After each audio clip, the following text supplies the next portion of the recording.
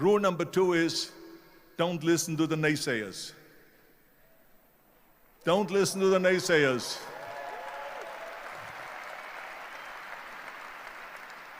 Everything I ever did, the thing that I heard out of people's mouth was, that's impossible. That can't be done. Or no.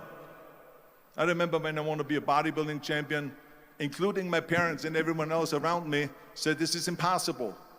Why don't you become a ski champion? That's what they do in Austria. Or a bicycle champion, or do some track and field. You can't be a bodybuilding champion.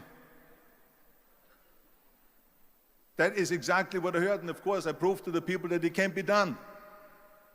So whenever someone said to me, it can't be done, I heard it can be done.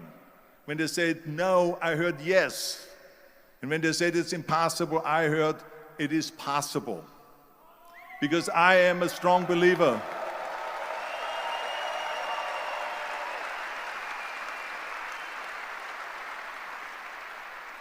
I'm a strong believer of what Nelson Mandela said, that everything is always impossible until someone does it. Well, I'm going to be the one, I said to myself, I'm going to do it and I'm going to show it to them. Maybe it has never been done before. That's perfectly fine with me. But I'm going to do it. And I did not listen to the naysayers.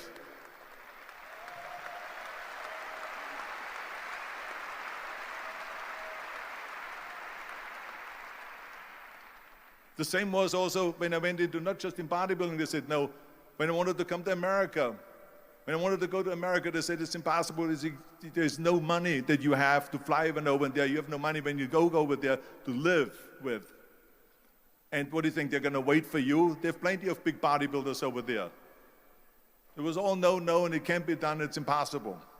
And I remember then that the same thing happened also when I went into the show business. Can you imagine? I was now a bodybuilder. I weighed 250 pounds. I was Mr. Olympia 6 times. I was Mr. Universe 5 times, and Mr. World and Mr. International. I won 13 World Bodybuilding Championships altogether. And now I said to the agent, the Hollywood agent, I want to get into movies. He said, that's funny, Arnold. I asked a studio executive, I say, I want to get into movies. I want to be a leading man. He started laughing. So they all say it's impossible. I said, why is it impossible? He says, because look at how big you are. You weigh 250 pounds. Hercules bodies and muscular bodies weighing 20 years ago. 20 years ago they did Machista and they did all these Samson movies and Hercules movies and stuff like that, but not anymore. Arnold, this is the 70s. Do you know the sex symbols today? It's Al Pacino. He weighs 150 pounds. It's Dustin Hoffman.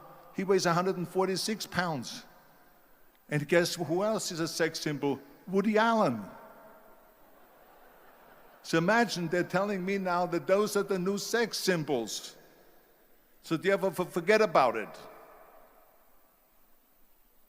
And then they told me, says, and your accent, even if you reduce all your body weight and everything and have a normal body, your accent. I said, your accent, I mean, it will go give people goosebumps. With the German accent, it will get people the creeps. They will get scared. He says, no one in Hollywood ever has become a leading man that had an accent. Doesn't happen. People in America want to hear their actors talk like John Wayne, or like Burt Reynolds, or like Clint Eastwood. Not like someone on Hogan's Heroes or something like that, some Nazi movie. This is the kind of stuff that they heard. They said, no, you see, it's impossible. And plus your name who can pronounce Schwarzenschnitzel or something like that. No one can pronounce that, so forget about it, Arnold. This is the kind of thing that I heard. Imagine, you go from studio executive to studio executive, from agent to agent, from manager to manager, and they all said exactly the same thing. Now that's very encouraging, isn't it? But you know something? I didn't give a shit. I didn't.